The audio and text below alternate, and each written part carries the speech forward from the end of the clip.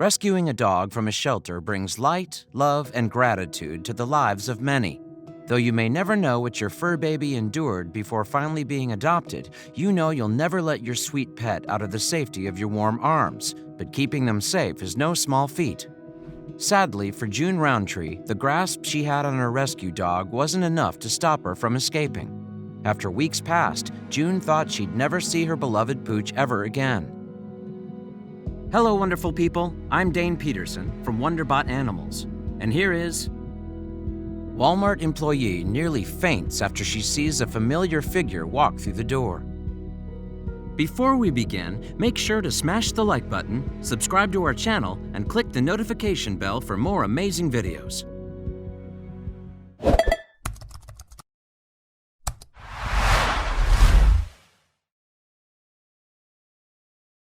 June Rountree has worked as a cashier at the Walmart located in Dothan, Alabama for years. She spends most days going through the motions, always excited to return home to her husband and rescue dog, Abby. But one day, Abby wouldn't be waiting for her. That day came on November 8, 2020. The 60-year-old returned home after a long day of swiping and bagging miscellaneous merchandise, only to find her 4-year-old mongrel missing from her backyard. June's heart sank. She looked down at Abby's collar and leash, which were attached to a stake in the ground, in utter agony. How could this have happened? It was a complete and total nightmare. She and her hubby immediately hopped in the car. The couple drove in panicky circles around the neighborhood, keeping their teary eyes peeled while calling out for Abby. They did this for many nights to no avail. It felt as if they'd lost a family member, because they did. They frantically reached out to neighbors and contacted local animal shelters, detailing everything about their lab pit bull mix. Weeks went by with no good news. Though June and her husband were beyond crushed, life had to go on. Hope was starting to fade, which left June with an empty pit at the bottom of her stomach. Still, she put on her uniform and went to work each day, ready to tackle the daily chaos that consumes Walmart. But there was a different variety of chaos that riled Walmart up on November 28th.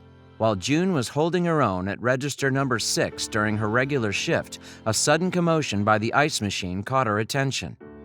She looked up to see her co-workers running around the aisles like madmen. She was puzzled at first, but after a second, something clicked. I said, "It can't be," June recalled of the moment. A Walmart customer service associate and June's co-worker, Danielle Robinette, also shared a few words. I was like, "What in the world is happening?" Danielle stated. So what did happen? What was all the racket about? Well, there was a medium-sized mutt running around the store. I'm a huge animal lover, so I just followed her, and she ran up to register number 6, Danielle continued. And as we know, register number 6 was run by June. She squinted her eyes as this mangy mutt looked an awful lot like her missing Abby. As the familiar pooch approached the register, June called the name Abby, just hoping that this mysterious pup was her missing girl. The excited dog came up to June, which left her wide-eyed but still suspicious. She didn't want to get her hopes up. June promptly checked the mystery dog's coat, spotting a notable patch of short white fur that surrounded her snout and neck, a patch that June knew all too well. It was Abby. I bent over and hugged her. I completely lost it then. I couldn't speak. I was in complete shock and just couldn't believe it, June gushed. She held Abby in a warm embrace for several minutes, which made the other staff members, who were circling them, cock their heads in confusion. She looked up with tears streaming down her face and said, "This is Abby. She's been missing for 3 weeks," Danielle said. I was just floored. But how did Abby find June at the exact Walmart she worked at? See, the Walmart where June worked was located just 1.5 miles from her home. And though Abby had never been inside the store, June would walk her in its parking lot and in the woods behind the store a handful of times. Could Abby have remembered the path June took her on? How she knew I worked there, I do not know, June confessed. Well, according to Clive Wynn, a psychology professor, author, and the director of Arizona State University's Canine Science Collaboratory, she might not have known that June would be in the Walmart, but she probably recognized the building. I suspect that the dog was roaming around somewhere at random until it stumbled upon a familiar location. I think it is perfectly plausible and very likely that this dog was distressed and upset and trying to find home, Clive stated. A dog's navigation isn't perfect, but it does recognize certain important, large landmarks. And considering Abby returned with a considerable amount of meat on her bones, June believes someone must have been caring for Abby throughout her 3-week period away from home. "I want to thank whoever she came upon that gave her something to eat," she said with gratitude. "We kid at work that she must have known the weather was going to turn and wanted to find her way back so she could have her warm bed," June said with a giggle, clearly at ease with her fur baby finally safe at home. "It's like a dream. You can't make this stuff up," she exclaimed. June Rountree called Abby a very loving dog, but not one that wants to lick and kiss all over your face. She is more laid back, but she wants to be with you. We can only imagine what it's like to lose a cherished pet for 3 weeks, but what if it was 4 years? June couldn't wrap her head around that, but another pet owner knew it all too well. Michelle Wright's heart broke when her beloved cat, Fuzzy, escaped from a friend's home.